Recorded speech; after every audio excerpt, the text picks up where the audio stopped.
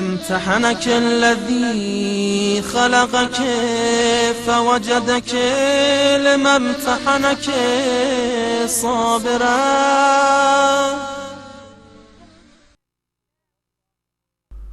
أعوذ بالله من الشيطان الرجيم. بسم الله الرحمن الرحيم.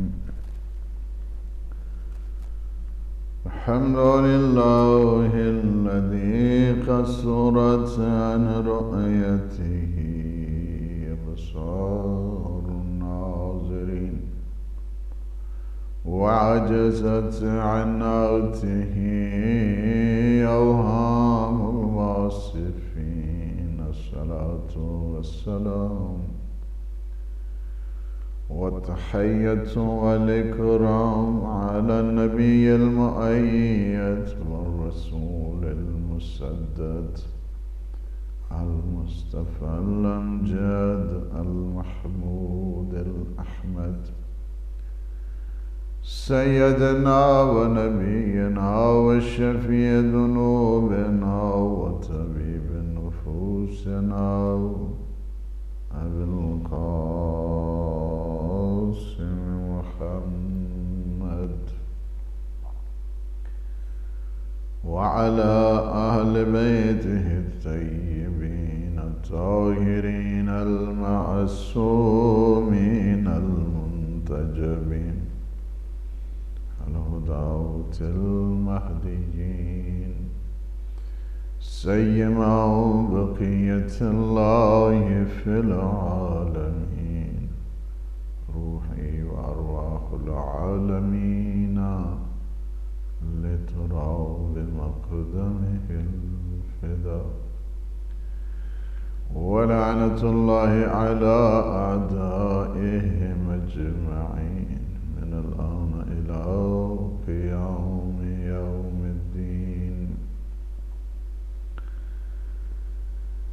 أما بعد فقد قال الله سبحانه وتعالى في محكم الكتاب المبين.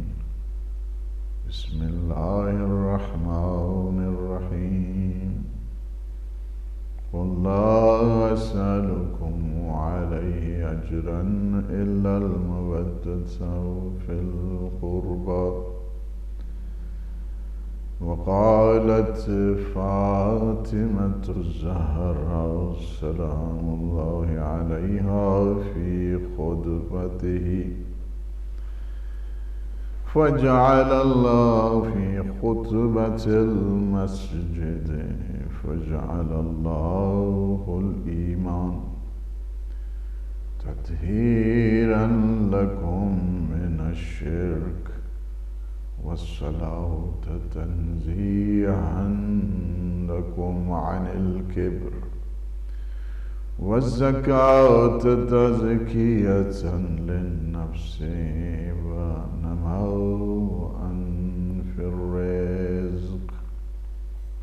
سلسلہ مجالس ایام فاطمیہ اللہ سبحانہ وتعالی نور فاطمی کے تصدق میں ہمارے جہاں جہاں پہ بھی عزادار اس وقت دنیا کے گوش و کنار میں عزائے سیدہ میں شامل ہیں، اللہ سبحانہ وتعالی انہیں اپنی حفاظت میں رکھے، انہیں صحت دے اور سلامتی دے، اور یہ پرسہ بارگاہ رسالت، بارگاہ امامت اور ولایت میں قبول فرمائے. اور آج بہت ہی غم سے ڈوبا ہوا دن ہے. قالت فاطمة الزہراء سلام اللہ علیہا فی خطبتها فی خطبت المسجد. ہماری متعدد آپ نے گفتگو سنی ہے اور اس میں ہم نے عرض کیا ہے کہ بی بی سلام اللہ علیہ نے اللہ سبحانہ وتعالی کی وحدانیت رسالت، عصمت اور نظام ہدایت اور اپنے تعارف کے بعد 20 واجبات کا ذکر فرمایا اور ہر واجب کا فلسفہ بتایا۔ آپ دیکھ رہے ہیں کہ خطبہ ایسا ہے کہ جو معارف کا سمندر ہے، علم کا سمندر ٹھاٹھے مار رہا ہے اس خطبے میں۔ یہ خطبہ پہلے ہے نہج البلاغہ کی، آپ خطبے بعد میں دیکھ رہے ہیں۔ یہ خطبہ 11ویں ہجری کا ہے، جس میں سب سے پہلے بی بی نے فرمایا کہ فَجَعَلَ اللَّهُ الْإِيمَانَ تَطْهِيرًا لَكُم مِّنَ الشِّرْكِ۔ اللہ سبحانہ وتعالی نے ایمان کو اس لیے واجب قرار دیا ہے تاکہ تم شرک کی آلودگی سے اپنے آپ کو بچا سکو۔ شرک، creating a partner of God, creating a colleague of God۔ اللہ سبحانہ وتعالی کا نہ کوئی ہمسر ہے، نہ کوئی پارٹنر ہے، نہ کوئی کولیگ ہے، نہ اس کا کوئی کف ہے۔ لیس کمثلہ شیء ہے، نہ اس کی ذات میں اس کا کوئی شریک ہے، نہ اس کی صفات میں اس کا کوئی شریک ہے، نہ اس کے افعال میں اس کا کوئی شریک ہے، نہ اس کی عبادت میں اس کا کوئی شریک ہے، نہ اس کی قوت تشریع اور تقنین میں اس کا کوئی شریک ہے۔ وہ بلا شریک ہے، وہ لیس کمثلہ شیء ہے۔ اگر کسی کا ایمان صحیح ہو جائے تو وہ شرک نہیں کرے گا۔ ایمان کی کمزوری اس بات کا باعث بنا کرتی ہے کہ انسان شرک کرتا ہے۔ ایمان میں اگر کسی نے دیکھنا ہے، منبع ایمان کو اگر کوئی دیکھنا چاہتا ہے، ایمان کے اگر مدارج کو کوئی دیکھنا چاہتا ہے، جتنے بھی درجے ہیں 10ویں درجے تک جو کامل الایمان کی ہے، ان کے لیے بھی معیار زندگی بتا دیا ہے، وہ کل ایمان کا ہے۔ تم کبھی بھی اسٹیشنری پوزیشن میں نہیں رہنا، ہمیشہ ترقی کی طرف جانا، ہمیشہ تکامل کی طرف جانا، ہمیشہ حرکت کرتے رہنا۔ تحرک تمہارا کام ہونا چاہیے۔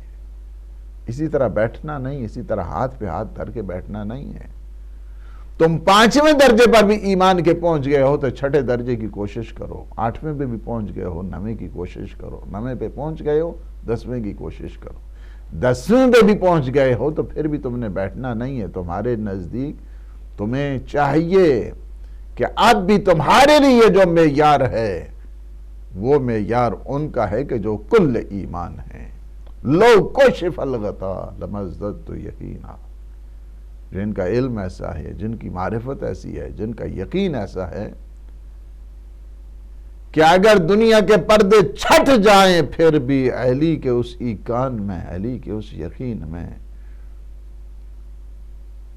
ذرہ برابر فرق نہیں آئے گا۔ منزل یقین اتنی کامل ہے۔ اس وجہ سے یہاں پہ کسی صورت میں بھی اگر ایک انسان ایمان کیا ہے، بی بی نے سلام اللہ علیہ نے ایمان ہر عقیدے کا خلاصہ ہو جاتا ہے۔ سارے کے سارے جتنے بھی عقائد ہیں وہ ایمان کے زمرے میں آتے ہیں۔ ایمان بتوحید ہے، ایمان برسالت ہے، ایمان بمعاد ہے، ایمان بقیامت ہے، ایمان بولایت ہے، ایمان امامت ہے، ایمان بوسیلہ ہے، ایمان بتوسل ہے، ایمان بعالم برزخ ہے۔ یہ سارے کے سارے عقائد ہیں، سب کا خلاصہ ہو جاتا ہے۔ یہ سارے کے سارے جتنے بھی عقائد ہیں وہ سارے کے سارے ایمان کے زمرے میں آتے ہیں۔ ایمان اگر ایک انسان کا صحیح ہو جائے تو وہ کیا ہے، شرک جیسی آلودگی سے اپنے آپ کو پاک رکھے گا۔ شرک سب سے بڑا گناہ ہے۔ شرک سے بچنے کا راز کیا ہے؟ ایمان ہے۔ شرک سے بچنے کا راز کیا ہے؟ وحدانیت پروردگار ہے۔ شرک سے بچنے کا راز کیا ہے؟ عقائد حقہ ہے۔ اگر انسان کا عقیدہ ٹھیک ہے، انسان کی آئیڈیالوجی ٹھیک ہے اور ایمان کے بعد کی منزل پھر عمل کی آتی ہے. ایمان پہلے ہونا چاہیے، عمل بعد میں ہے. یہ نہیں ہے کہ انسان جو ہے نا وہ ماشاءاللہ جی ہم جی عملی اعتبار کے ساتھ بہت، لیکن ایمان کی ضرورت نہیں ہے، وہ عمل ناقص ہے. اسی طرح اگر کسی کا ایمان ہو، کہے کہ میں جو ہے نا وہ ایمان رکھتا ہوں مگر عمل نہیں ہے، تو اس ایمان کا بھی کوئی فائدہ نہیں، وہ ایمان بھی ناقص ہے. ایمان ایسا نہیں ہوتا ہے کہ چھپ کر بیٹھنے والا ہے، رک کے بیٹھنے والا ہے، کسی جگہ خفیہ رہنے والا ہے. ایمان کو آپ چھپا نہیں سکتے، وہ اپنا ظاہر ضرور دیتا ہے. یہ عمل کیا کرتا ہے؟ عمل ایمان کا اظہار کیا کرتا ہے. عمل ہی سے تو پتہ چلتا ہے کہ یہ کس قسم کا اس کا ایمان ہے. ایمان کے ساتھ عمل ہر عمل نہیں چاہیے، عمل صالح چاہیے. عمل صالح جب ایک انسان انجام دیتا ہے، ایمان ایسا اسی وجہ سے ہے. دونوں چیزیں اللہ نے ایک ہی ہستی میں اور رسول خدا صلی اللہ علیہ وآلہ وسلم نے ایمان کی منزل بھی بتائی ان کی، اور عمل کی منزل بھی ان کی بتائی ہے. ایمان اتنا بلند ہے کہ خود حضور فرما رہے ہیں برز الایمان کل علی الکفر کل. آج کل کا کل ایمان کل کفر کے مقابلے میں جا رہا ہے. عمل اتنا بلند ہے کہ جن کی ایک ضربت علی یوم الخندق افضل من عبادت الثقل ہے. کس قدر جو ہے وہ حسن عمل ہے، کس قدر احسن عمل ہے، کس قدر نیت خالص ہے، کس قدر عمل صالح ہے کہ علی کی ایک ضربت کائنات کے جتنے بھی جن و انس ہیں ثقلین کی عبادتوں سے افضل ہو رہی ہے. کیا عمل صالح کا معیار ہے، کیا ایمان کا معیار ہے. اللہ نے یہ سارا ایک گھر میں رکھ دیا ہے. امیر المومنین کمالات کا مجموعہ ہے. علی کی پہچان وہ کہ جو خالق ہے وہ جانتا ہے. علی کی پہچان وہ کرے کہ جن کے وسیع ہیں وہ جانتے ہیں. اسی وجہ سے حضور نے فرما دیا کہ علی کو کسی نے نہیں پہچانا سوائے میرے اور اللہ کے. فقط امیر المومنین علی ابن ابی طالب علیہ السلام کے یہ تو ایک قسم کا نمونہ دے دیا ہے حضور نے، ورنہ آپ اسی تسلسل کے ساتھ آ جائیں کہ جس طرح حدیث ہے کہ علی کو کسی نے نہیں پہچانا سوائے میرے اور اللہ کے، اسی طرح ہے سیدہ کو کسی نے، فاطمہ زہرا کو کسی نے نہیں پہچانا سوائے اللہ کے اور میرے یعنی پیغمبر اسلام کے. اسی طرح امام حسن مجتبیٰ کے سلسلے میں کہ حسن مجتبیٰ کو کسی نے نہیں پہچانا سوائے حضور کے اور اللہ کے. اسی طرح امام حسین علیہ السلام کے بارے میں، اس وجہ سے کہ یہ نور اول ہیں، یہ خلقت اول ہیں، یہ عقل اول ہیں، یہ سارے کے سارے وہی صفات کے مالک ہیں. اولنا محمد، اوسطنا محمد، آخرنا محمد، کلنا محمد. ان کی معرفت اور ان کی کما حق جو کنہ ذات ہے کہ جس طرح سید سلام اللہ علیہ کے ان اسماء قدسیہ میں سے کہ جو اللہ کے نزدیک 9 نام ہیں ان میں سے ایک فاطمہ ہے. ای شیء تفسیر فاطمہ، کہ جب امام جعفر صادق علیہ السلام نے پوچھا کہ تم بتاؤ فاطمہ کا مفہوم کیا ہے، فاطمہ کا معنی کیا ہے، راوی کہتا ہے کہ فرزند رسول آپ ارشاد فرمائے کہ فاطمہ کا مطلب یعنی یہ ہے کہ جو ان کی کنہ ذات تک کوئی نہ پہنچ سکے. The reality of existence, the reality of essence، اس جوہر ذات کو جو ہے نا وہ کوئی نہیں پہنچ سکتا ہے. Nobody knows یہ سر الہی ہے، یہ اسرار پروردگار کا خزانہ ہے۔ اسرار پروردگار کے خزانے سے جو کلمات ظاہر ہے، کسی کو نہیں پتہ ہے احکام کا فلسفہ، اور بی بی نے بتایا۔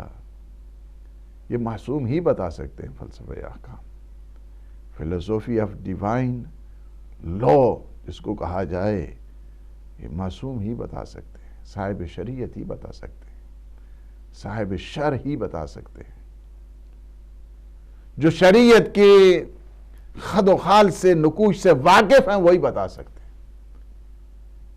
جعل اللہ الایمان تطہیرا لکم من الشرک، اللہ نے ایمان کو اس لیے واجب قرار دیا ہے تاکہ تمہیں شرک سے بچایا جائے۔ ایمان انسان کو عمل صالح کی طرف لے کر جاتا ہے، عمل کی طرف نہیں، عمل صالح کی طرف۔ پھر فرماتے ہیں یعنی سارے عقائد کا جو مجموعہ ہے وہ ایمان کے اس زمرے میں آتا ہے۔ پھر سب سے بڑی نشانی جو اعمال کے سلسلے میں ہے وہ بتا دی، وَالصَّلَاةَ تَنزِيهًا لَكُمْ عَنِ الْكِبْرِ، اور اللہ نے نماز کو اس لیے واجب قرار دیا ہے تاکہ تمہیں غرور سے بچایا جائے، تاکہ تمہیں تکبر سے بچایا جائے، تاکہ تمہیں ایروگنٹ سے بچایا جائے، تاکہ تمہیں پراؤڈ سے بچایا جائے، تاکہ تمہیں خود پسندی سے بچایا جائے، تاکہ تمہیں خود پرستی سے بچایا جائے، تاکہ تمہیں اللہ کے گھر کی طرف لے کے آیا جائے۔ اس لیے کہ نماز وصال پروردگار کا سب سے بڑا ذریعہ ہے۔ نماز کو بھولنے والا حقیقت میں کربلا کو بھول گیا ہے۔ الصلاۃ ان قبلت قبل ما سواہا وان ردت رد ما سواہا، جس کی نماز قبول ہو گئی اس کے سارے اعمال قبول ہو جائیں گے۔ اس وجہ سے کہ قیامت میں سب سے پہلے نماز کے متعلق پوچھا جائے گا میدان محشر میں۔ میدان محشر اعمال کا میدان ہے، عالم برزخ عقائد کا میزان ہے۔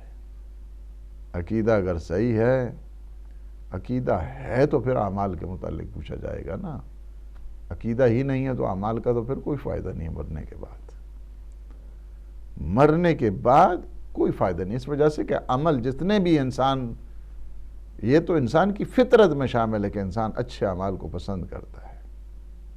ہر ایک انسان کی جس کی فطرت سالم ہے، جس کا قلب سلیم ہے، وہ اس بات کو جانتا ہے کہ اعمال اچھے اس کی نیچر میں اللہ نے رکھ دی ہیں۔ لیکن کیا ہے کہ اگر ایمان کے بغیر ہیں عمل، بس مرنے سے پہلے تک کی واہ واہ ہے، ستائش ہے، اس کی تعریف ہے۔ اللہ سبحانہ وتعالی بھی کسی کے عمل کو ضائع نہیں کرتا ہے، لیکن اس کا اجر جو ہے نا وہ اسی دنیا میں دیتا ہے، آخرت میں کچھ نہیں ہے۔ اذہبتم طیباتکم فی حیاتکم، جی تم نے اسے دنیا کے اندر جو ہے، دنیا کے اندر تمہیں واہ واہ بھی مل گئی، تمہیں تمہاری پاپولیرٹیز بھی ہو گئی، تمہیں شہرت بھی مل گئی، تمہیں نیم اینڈ فیم بھی مل گیا، واستمتعتم بہا، یعنی یہ جو حیات دنیا ہے اس میں تم نے فائدہ بھی اٹھا لیا ہے۔ کتنا تم نے نام کمایا، اسی میں جو عمل کرتا ہے، اچھا کام کرتا ہے، ایمان اگر نہیں ہے، دنیا میں اللہ اس کو اس کا اجر دے دیتا ہے، اس کا نام ہو جاتا ہے، اس کی شہرت ہو جاتی ہے، اس کا اقتصاد ٹھیک ہو جاتا ہے، اس کی رفاہ ہو جاتی ہے، ساری چیزیں۔ لیکن مرنے کے بعد عقائد کے متعلق پوچھا جائے گا۔ عقیدہ ٹھیک ہونا چاہیے، عقائد انسان کے سالم ہونے چاہیے، عقائد انسان کے کامل ہونے چاہیے، ناقص نہیں ہونے چاہیے۔ عقیدوں کا جتنے بھی مرنے کے بعد آپ دیکھ رہے ہیں عقائد کے متعلق جو ہے نا وہ کوشچن ہے، تمہارا رب کون ہے، جی تمہارا امام کون ہے، تمہاری کتاب کیا ہے، سارے کے سارے وہی عقائد کے متعلق جو ہے نا وہ سوال کیے جائیں گے۔ لیکن جو میدان قیامت ہے، محشر کا میدان ہے، وہاں پہ اعمال کے سارے کوشچن ہیں۔ اولین پرسش نماز بابت، سب سے پہلے نماز کے متعلق پوچھا جائے گا۔ نماز کے متعلق انہی سے پوچھا جائے گا کہ جن کے عقائد ٹھیک تھے۔ عقائد ٹھیک نہیں ہے تو پھر دوسری منزل آتی ہی نہیں ہے۔ الصلاۃ ان قبلت قبل ما سوا، سب سے پہلے جس کی چیز کے متعلق قیامت کے دن پوچھا جائے گا وہ نماز ہے، اور جس کی نماز قبول ہو گئی اس کے سارے اعمال قبول ہو جائیں گے۔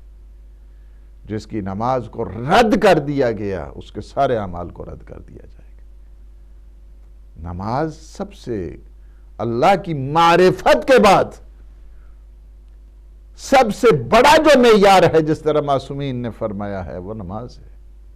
قرۃ عینی فی الصلاۃ، حضور فرماتے ہیں نماز میری آنکھوں کی ٹھنڈک ہے۔ نماز یاد حسینی ہے، یاد کربلا ہے۔ نماز سے کبھی غفلت نہیں ہونی چاہیے۔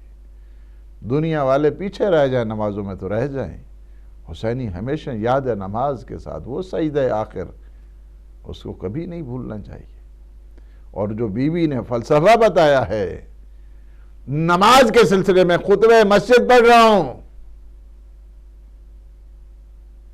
یہ خطبہ مسجد ہے جہاں پہ صحابی بیٹھے ہیں، جہاں پہ مہاجرین ہیں، جہاں پہ انصار ہیں، سب کے سامنے مسجد میں ہیں، اور ان کے سامنے جب فرمایا نا کہ وَاعْلَمُوا أَنِّي فاطمہ، تم جان لو میں کون ہوں، تمہیں پہچان ہونی چاہیے، تمہیں اس بات کی معرفت ہونی چاہیے، تمہیں علم ہونا چاہیے تھا کہ میں کون ہوں اور مجھے کیوں آنا پڑا۔ یہ بہت بڑی، یہ اس پہ تو 11 جلدیں کتابیں لکھی جا چکی ہیں۔ وَاعْلَمُوا أَنِّي فاطمہ، تم سمجھ جاؤ، اگر تمہیں ہوش ہوتی تو مجھے یہاں پہ آنے کی ضرورت نہیں تھی، اگر تم میں معرفت ہوتی تو مجھے مسجد میں اس دربار میں آنے کی ضرورت نہیں پڑتی تھی، اگر تم میں شعور ہوتا تو مجھے حکمیت کی ضرورت نہیں پڑتی تھی۔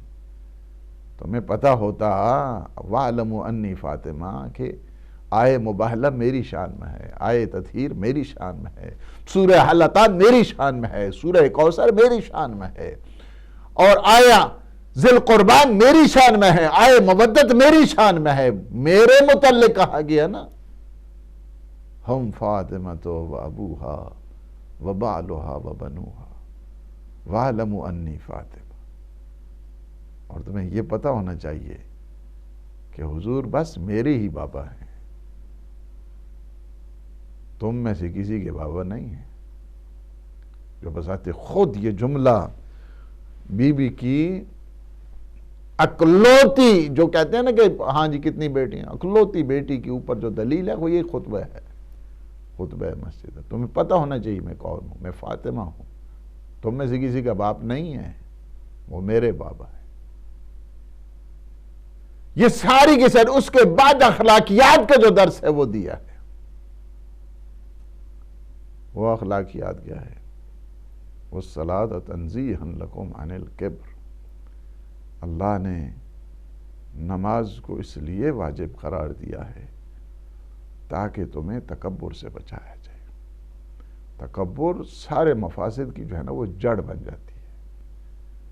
جتنی بھی انسان کی خرابیاں ہیں اخلاقی اعتبار کے ساتھ، اجتماعی، معاشرتی، متکبر کے پاس کوئی نہیں جاتا ہے۔ متکبر تنہا ہے، متکبر خود پرست ہوا کرتا ہے۔ میں ایک جملہ کہہ دوں اگرچہ بھاری ہے، مشرک عبادت گزار ہو سکتا ہے لیکن متکبر عبادت گزار نہیں بن سکتا۔ ممکن ہے ایک کافر جو ہے نا اللہ کی عبادت کرے، ممکن ہے ایک مشرک عبادت کرے، لیکن متکبر کبھی اللہ کی عبادت نہیں کرتا۔ اس وجہ سے کہ متکبر خود پرست ہوا کرتا ہے، وہ اپنی عبادت کیا کرتا ہے۔ خود پرست کہاں خدا پرست بن سکتا ہے؟ شیطان کی سب سے بڑی مصیبت اسی تکبر میں آ گئی۔ استکبرت ام کنت من العالین، تو انہیں کیا ہو گیا ہے شیطان؟ تجھے کیا بن گیا ہے؟ تو کہتا ہے میں نے 6000 سال تک مسلسل عبادت کی ہے، وہ ساری عبادتیں ہدر چلی گئیں، حبط ہو گئی ہیں ساری عبادتیں، اس وجہ سے کہ تو نے خلافت الہیہ کے خلاف قیام کیا ہے۔ خلافت الہیہ کے خلاف جب ایک انسان قیام کرتا ہے، خواہ وہ جن ہے خواہ وہ انسان ہے، اللہ اس کی ساری عبادتوں کو لم یکن شیئا مذکورا، کچھ بھی اس کی حیثیت نہیں ہوا کرتی ہے، اللہ سب کچھ اس کے منہ کے اوپر مارتا ہے۔ اللہ کو میری اور تیری عبادتوں کی ضرورت ہے؟ یہ عبادت تو ہم اپنی خودی کو محفوظ کرنے کے لیے کرتے ہیں، اپنی شخصیت کو بحال کرنے کے لیے کرتے ہیں، اپنی پہچان اور شرافت نفسانی کو محفوظ رکھنے کے لیے ہے یہ کہ تم در در کی ٹھوکریں نہ کھاؤ، کسی کے دروازے کی کسی کے چوکھٹ پہ تم سجدہ نہ کرو اگر تم سجدے پروردگار میں چلے گئے۔ یہ سجدہ تمہیں دنیا کے ہر سجدے سے محفوظ رکھے گا، سجدے پروردگار تمہیں حب ذات کے سجدے سے محفوظ رکھے گا، سجدے پروردگار تمہیں حب جاہ و ریاست کے سجدے سے محفوظ رکھے گا۔ یہ سجدے پروردگار ہے کہ جو تمہیں حب حیات کے اس سجدے سے محفوظ رکھے گا۔ تم میں حب حیات نہیں آئے گی، تم میں حب ذات نہیں آئے گی، تم میں حب جاہ نہیں آئے گی، تم میں حب ریاست نہیں آئے گی، تم میں حب اقتدار نہیں آئے گی، تم میں حب دنیا نہیں آئے گی۔ یہ سجدہ پروردگار، یہ نماز وہ ہے۔ نماز سے تم ہمیشہ ان خواہشات نفسانی سے، خواہشات نفسانی پہ تم نے قابو پا لیا۔ اگر نماز تمہاری صحیح ہو جائے، نماز اخلاص کے ساتھ، نماز محبت کے ساتھ، نماز عشق و سرور کے ساتھ، نماز کنسنٹریشن کے ساتھ، نماز فوکس ہو کر، نماز حضور قلب کے ساتھ جب پڑھو گے تو دنیا و ما فیہا تمہیں کسی چیز کے کوئی غم نہیں ہے، اس وجہ سے کہ تمہاری یاد الہی کے ساتھ جڑ چکی ہے۔ سب سے بڑا اتصال کا ذریعہ اللہ کی عبودیت اور اللہ کی سرونٹشپ اور عبدیت کا جو اظہار ہے وہ نماز ہوا کرتی ہے۔ اسی وجہ سے معصومین امام موسیٰ کاظم علیہ السلام فرماتے ہیں کہ اللہ کی معرفت کے بعد اگر کوئی سب سے بہترین اور افضل چیز ہے تو اس کا نام نماز ہے۔ کسی صورت میں اس کو قضا کرنا جو ہے وہ حرام ہے۔ آپ بیمار، ایک شخص بیمار ہے، کھڑے ہو کر نہیں پڑھ سکتا ہے، اسلام نے کہا کہ وہ بیٹھ کے پڑھ لے۔ بیٹھ کے نہیں پڑھ سکتا، فرمایا وہ لیٹ کے پڑھ لے۔ لیٹ کے بھی صحیح طریقے سے نہیں کر سکتا ہے، فرمایا اپنے اشاروں کے ذریعے تم جاؤ، تم اشارہ کرو کہ میں اب رکوع میں ہوں، تم اشاروں کے ذریعے سجدے میں۔ اگر تم اشارے بھی نہیں کر سکتے تو آنکھ کے اشاروں کے ذریعے یہ تصور کرو کہ اب میرا رکوع ہے تو اب میرا سجود ہے۔ غرق ہو رہا ہے، کہاں انسان کو ہوش ہوتی ہے، لیکن اس حد تک تاکید کر دی گئی کہ وقت نماز جا رہا ہے تو تم اس طرح کرو، غوطے بھی آتے رہیں لیکن تمہاری ڈائریکشن جو بھی ہے فَإِنَّمَا تُوَلُّوا فَثَمَّ وَجْهُ اللَّهِ، بس نیت کر لو کہ نماز ہے۔ نماز تمہاری دھیان سے مٹنی نہیں چاہیے، نماز تمہاری یاد سے محو نہیں ہونی چاہیے، اس وجہ سے کہ نماز یاد سیدہ ہے۔ سیدہ سلام اللہ علیہ اس طرح محو عبادت ہوتی تھی۔ میرے مولا اور آقا امام حسن مجتبی علیہ السلام فرماتے ہیں کہ سب سے بڑی عابدہ اس تاریخ کی، ان کا نام فاطمہ زہرا ہے، ہماری مادر گرامی۔ اس قدر قیام طولانی ہوتا تھا، اس قدر رکوع اور سجود طولانی ہوا کرتے تھے، حتی تورما قدماہا، پاؤں پہ ورم آ جایا کرتے تھے۔ ہم ان معصومین کے ماننے والے ہیں۔ تیسری چیز جو آقازادی نے فرمائی ہے وہ یہ ہے وَالزَّكَاةَ تَزْكِيَةً لِلنَّفْسِ وَنَمَاءً فِي الرِّزْقِ۔ دیکھو اللہ نے زکوٰۃ کو کیوں واجب قرار دیا ہے۔ زکوٰۃ جو واجبات مالی ہیں اللہ سبحانہ وتعالی نے کیوں واجب، یعنی ایمان کے بعد نماز کو بتایا، نماز کے بعد پھر زکوٰۃ کو بتایا۔ اس وجہ سے کہ نماز اللہ کے وصال کا ذریعہ ہے اور زکوٰۃ بندوں کے وصل کا ذریعہ ہے. ایک میں خالق کی رضا ہے تو ایک میں مخلوق کی خدمت ہے. اسی وجہ سے فرمایا کہ اگر کوئی شخص نماز پڑھے اور زکوٰۃ نہ دے تو اللہ اس کی نماز کو قبول نہیں کرتا ہے. امام رضا علیہ السلام فرماتے ہیں کہ اللہ نے تین چیزوں کے ساتھ جوڑ دیا ہے. پہلی کیا ہے؟ امر بالصلاۃ والزکاۃ فمن صلی ولم یزکی لم تقبل منہ صلاۃ. اللہ نے تین چیزوں کے ساتھ جوڑ دیا ہے. اللہ نے نماز کا حکم دیا ہے اور نماز کے حکم کے ساتھ زکوٰۃ کو جوڑ دیا ہے. جو شخص نماز تو پڑھے مگر زکوٰۃ نہ دے اس کی نماز ہی نہیں رہتی ہے، اس کی نماز قبول نہیں ہے. تشیع کے خلاف ایک بہت بڑا جو پروپیگنڈا کیا جاتا رہا، اب تو ہدایت ٹی وی نے اس کو ان سارے پروپیگنڈوں کو دھو کے رکھ دیا ہے. شیعہ جی زکوٰۃ نہیں دیتے. بندے خدا، زکوٰۃ کا منکر کافر ہوا کرتا ہے، تمہیں کسی نے نہیں بتایا؟ تم نے پڑھا ہے شیعہ قائد کو، شیعہ معارف کو، شیعہ احکام کو، شیعہ شریعت کو؟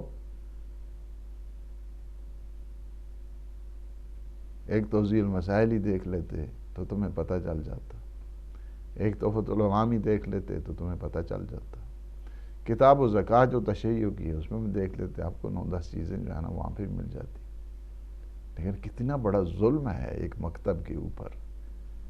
جو بانی زکوٰۃ ہے، زکوٰۃ جس کی رگ و ریش اور جو ادا کرنے والے ہیں انہیں جو ہے نا کہتے ہیں نہیں زکوٰۃ نہیں دیتے. ہم زکوٰۃ بھی دیتے ہیں، ہم خمس بھی دیتے ہیں.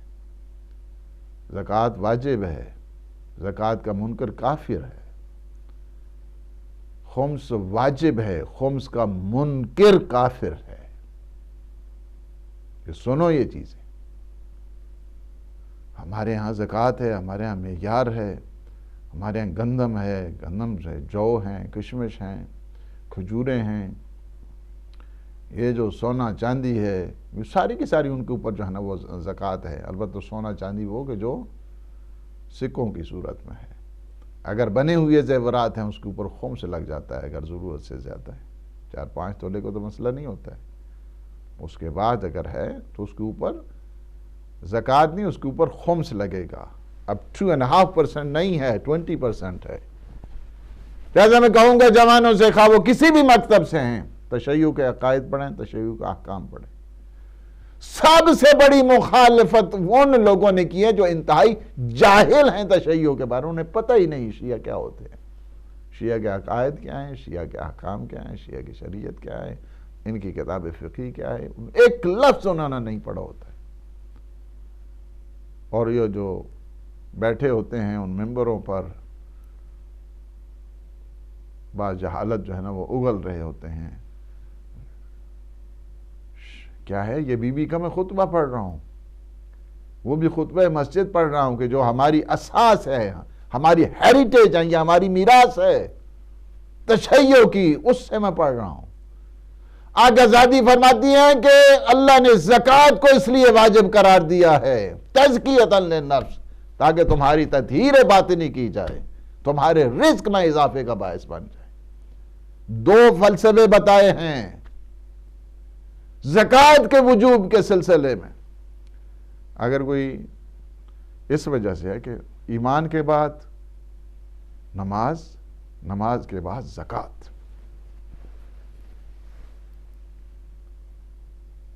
اس وجہ سے کہ دونوں جڑے ہوئے ہیں آپس میں. نماز میں اللہ کے ساتھ رابطہ ہے تو زکوٰۃ میں بندوں کے ساتھ رابطہ ہے. خدمت خلق ہو رہی، بندوں کی خدمت ہو رہی، فقیروں مسکینوں کی خدمت ہو رہی. زکوٰۃ جس پہ واجب ہے اس کو چاہیے کہ وہ اپنی زکوٰۃ غریب کے گھر تک پہنچائے. غریب کو ضرورت نہیں ہے کہ وہ جائے اس دروازے پر جہاں پہ، لیکن کیا کریں، شریعت حکم دیتی ہے کہ جس کے اوپر زکوٰۃ واجب ہے وہ پہنچا کے آئے۔ امیر در بدر ہوتا ہے، غریب در بدر نہیں ہے، فقیر در بدر نہیں ہے، محتاج در بدر نہیں ہے۔ امیر کو یہ حکم دیا گیا، جاؤ ان غریبوں کے پاس جاؤ، ان کی داد رسی کرو، ان کی فریاد رسی کرو، ان کے مالی جو ہیں مسائل ان کو حل کرو۔ تمہیں فقر ایک امتحان ہے، امیری بھی ایک امتحان ہے، وہ تمہیں دے کر بھی آزماتا ہے، تم سے لے کر بھی آزماتا ہے۔ جس کے اوپر واجب ہے زکوٰۃ اس کو خود ادا کرنا چاہیے، غریب کو تک پہنچانا چاہیے۔ غریب کو نہیں آنا چاہیے تمہارے دروازے پہ، تمہیں غریب کے دروازے پہ جانا چاہیے۔ تمہارے اوپر اللہ نے واجب قرار دیا ہے۔ اسی طرح خمس ہے، خمس واجبات مالی میں سے ہے، اس وجہ سے کہ جس مال سے خمس اور زکوٰۃ ادا نہ کی جائے وہ مال آلودہ ہوتا ہے، وہ مال پلید ہوا کرتا ہے، وہ مال نجس ہوا کرتا ہے، اس مال میں آلودگی ہوتی ہے، اس مال میں نجاست ہوا کرتی ہے۔ اس مال کو جو پاک کرنے کا ذریعہ ہے، مال کی پاکیزگی کا ذریعہ زکوٰۃ ہے، مال کی پاکیزگی کا ذریعہ خمس ہے۔ ہم اپنے تزکیہ کرتے ہیں نا مال کا، اللہ نے تو مال دے دیا ہے، اب مال کو پاک کرو، تزکیۃً للنفس ونماءً فی الرزق۔ تمہارا اپنا جو ہے نا اندر بھی تزکیہ ہوتا ہے، اور جو واجبات مالی کو ادا نہیں کرتا اس میں آلودگی پیدا ہو جاتی ہے مالی ذہنی اعتبار کے ساتھ۔ اس وجہ سے حکم دیا کہ اپنی جو لالچ ہے اسے ختم کرو۔ لالچ بہت بڑی بیماری جو ہے نا وہ بنتی ہے انسان کے لیے، لالچ۔ اس لالچ کو ذبح کرنے کے لیے اللہ نے زکوٰۃ کو واجب قرار دیا ہے۔ اللہ کو مال کی تو کوئی ضرورت نہیں ہے، اللہ کو ہم جیسو دیا بھی تو اسی نے ہے۔ جب انسان آیا تو لباس نہیں تھا، جب جائے گا تو لباس دوسرے پہنائیں گے۔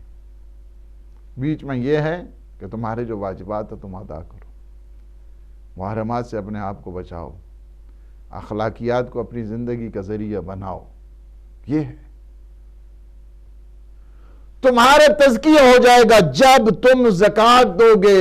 یہ آقا زادی نے فرمایا، شہزادی کونین نے فرمایا، وَالزَّکَاةَ تَزْکِیَةً لِلنَّفْس وَنَمَاءً فِی الرِّزْقِ۔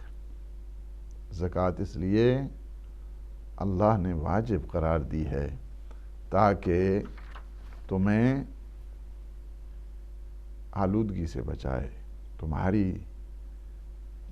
تطہیر کرے، تمہارا تزکیہ نفس کرے، پیوریفیکیشن کرے، تمہیں پیوریفائی کرنا چاہتا ہے، تمہاری پاکیزگی چاہتا ہے اللہ سبحانہ و تعالی۔ اس وجہ سے زکوٰۃ سے جس طرح ایمان سے تطہیر باطنی انسان شرک نہیں کرتا، اسی طرح زکوٰۃ دینے سے بھی تطہیر باطنی ہوتی ہے۔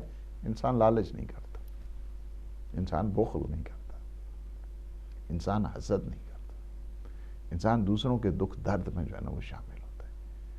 یہ تطہیر بھی ہے، وہ تطہیر بھی ہے۔ تمہارا رزق بھی اس سے زیادہ ہوتا ہے۔ جو زکوٰۃ دینے والے ہیں یہ اللہ کا وعدہ ہے، اللہ کے رسول کا وعدہ ہے، معصومین علیہ السلام کا وعدہ ہے کہ تم جب زکوٰۃ دو گے تو اس میں اضافہ ہوگا۔ ایک دفعہ یہ ہے کہ انسان زکوٰۃ دیتا ہے مالی اعتبار کے ساتھ تو اس کا تزکیہ نفس ہوتا ہے، تطہیر باطنی ہوتی ہے، رزق اس کا زیادہ ہوتا ہے۔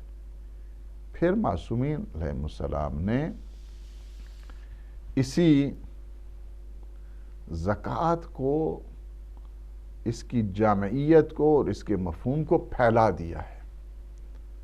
اس کو پہلا اس طرح کی کہ زکوٰۃ یہ نہ سمجھے کہ فقط مال کے ساتھ ہے، بلکہ ہر وہ چیز کے جو اللہ نے آپ کو عطا کی ہے اس سے رائے خدا میں عطا کرنے کا نام زکوٰۃ ہے۔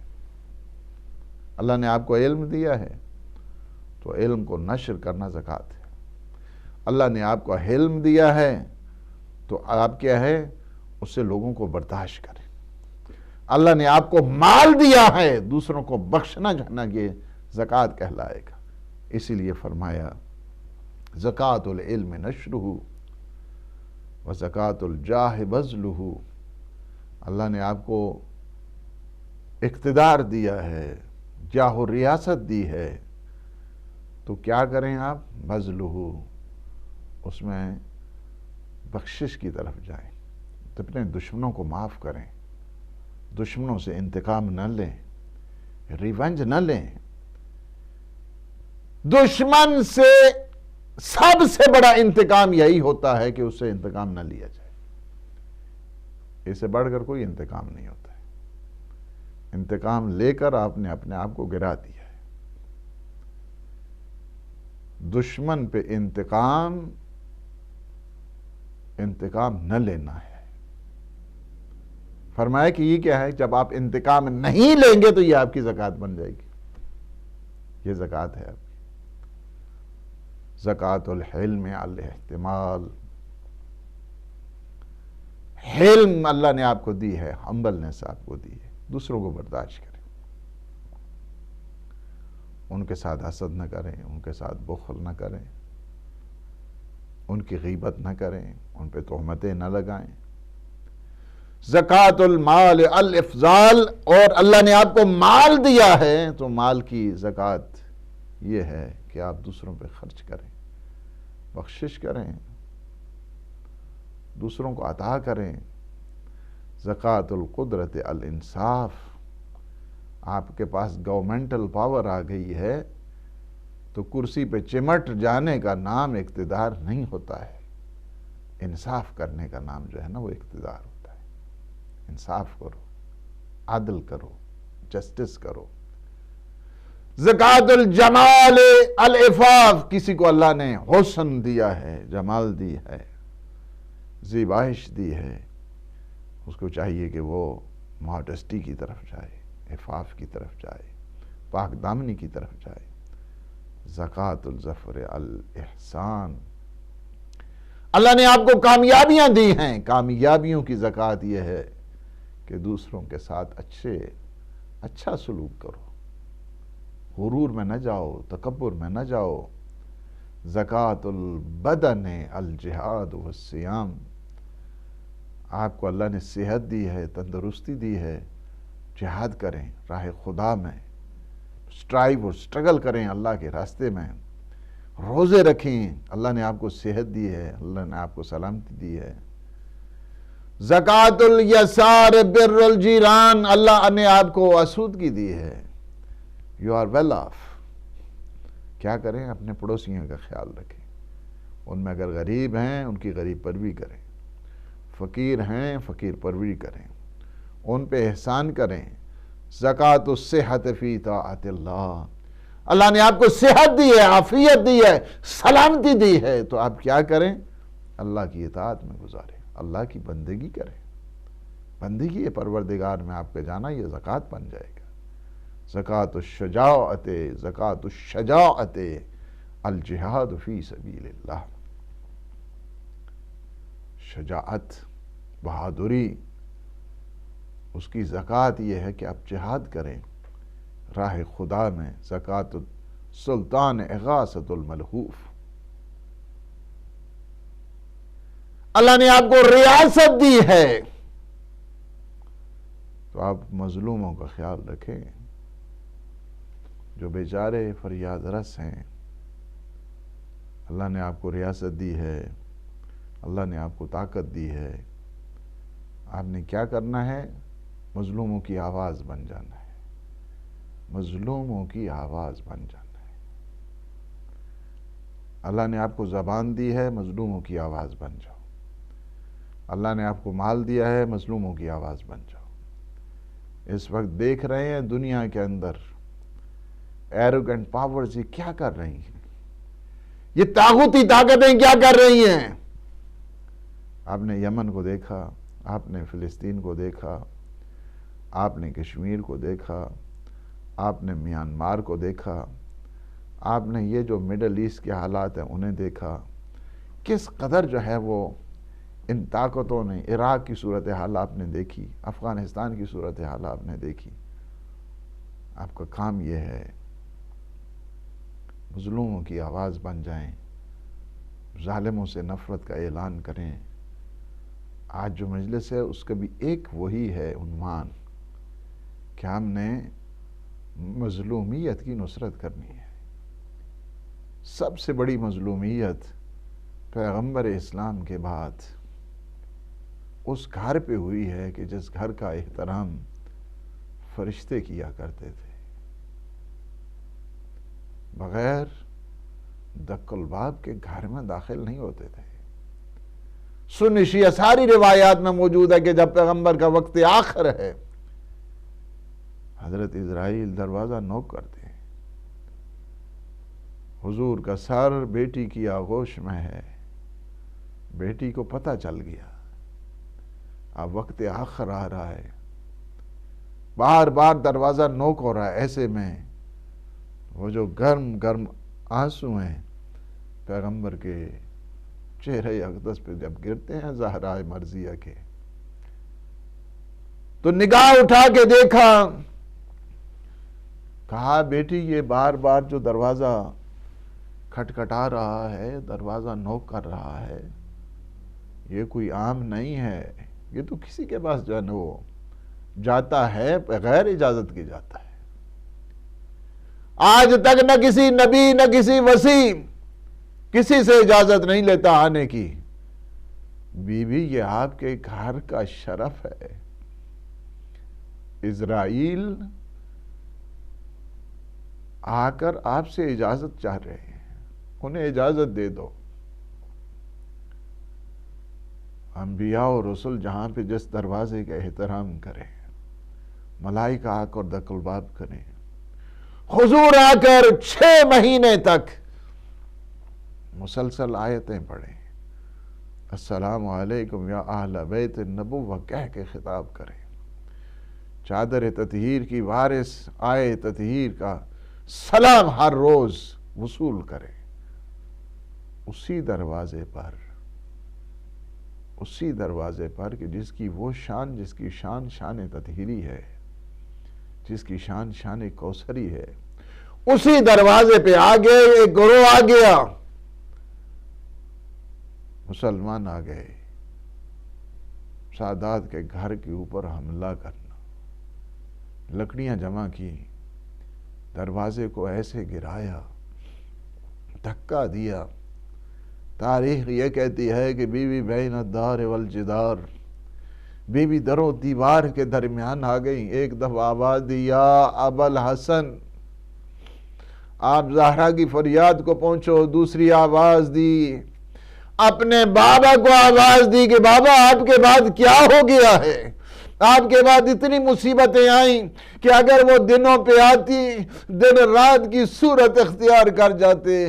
تیسری آواز دی، فضا جلدی آؤ، میرا محسن شہید ہو گیا۔ بی بی اپنے بابا کے بعد 75 دن یا دوسری روایت میں 95 دن تک زندہ رہیں۔ بی بی نے آخری جو وصیتیں ہیں اس میں ایک دفعہ امیر المومنین کو کہا بیٹھ جائیے سرانے، ایک دفعہ شہزادی نے کہا یا ابا الحسن اگر اس زندگی میں مجھ سے کوئی خطا ہو گئی ہو تو معاف کر دینا، اللہ رے معصومہ۔ لیکن پاس شوہر تو دیکھیے، ایک دفعہ امام کی آنکھیں برسات بنی، کہا بنت رسول آپ نے یہ کیا کہہ دیا ہے؟ جب سے آپ آئی ہیں آپ نے مصیبتیں دیکھی، آپ کا عالم آپ نے فاقہ دیکھا، آپ نے یہاں پہ کیا کیا مصیبتیں، دروازہ آپ پہ گرایا گیا، محسن آپ کا شہید ہوا، پسلیاں آپ کی ٹوٹی، ہائے اس کے بعد فرمایا کفنی باللیل غسلنی باللیل، علی مجھے رات کے وقت غسل دینا ہے۔ رات کے وقت میری تجہیز و تکفین کرنی ہے. اسی وجہ سے جب غسل دے رہے تھے ایک دفعہ علی کی چیخ بلند ہوتی ہے اور پیغمبر کے روضے کی طرف منہ کر کے کہتے ہیں یا رسول اللہ میں آپ کی امانت تو واپس کر رہا ہوں لیکن عالم یہ ہے پسلیاں ٹوٹ چکی ہیں. اس کے بعد کہتے ہیں کہ جب تجہیز و تکفین ہو چکی ایک دفعہ کہا بچوں سے آؤ بچوں ماں کا آخری دیدار کر لو آخری زیارت کر لو. بچے امام حسن جاتے ہیں کہتے ہیں سرانے پہ بیٹھ جاتے ہیں.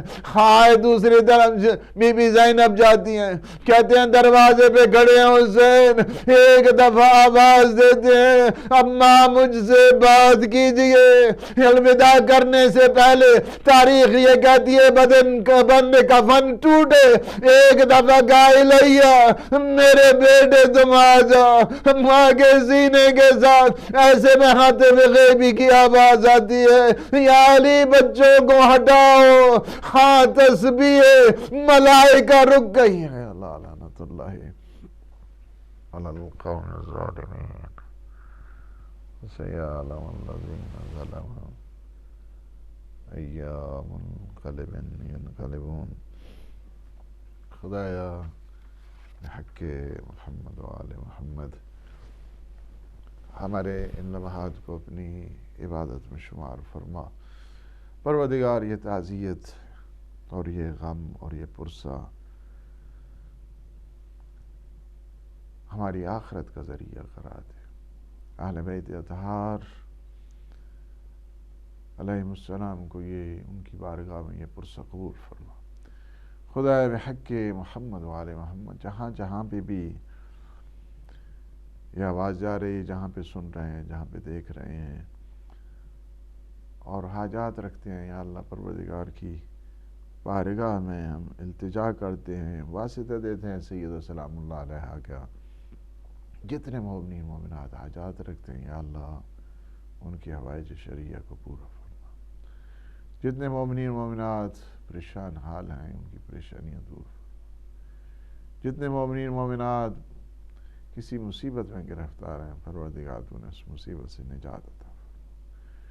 جتنے گھر پریشان ہیں اپنے بچوں کے سلسلے میں پروردگار ان کے لیے آسودگی اور کشائش عنایت فرما. پروردگار ہمارے جوانوں کو اس زمانے کی جو مسموم ہوائیں ہیں اس سے محفوظ فرما. جتنے مومنین مومنات بیمار ہیں بیمار کربلا کے صدقے انہیں صحت سلامتی شفا کامل اور عاجل عطا فرما.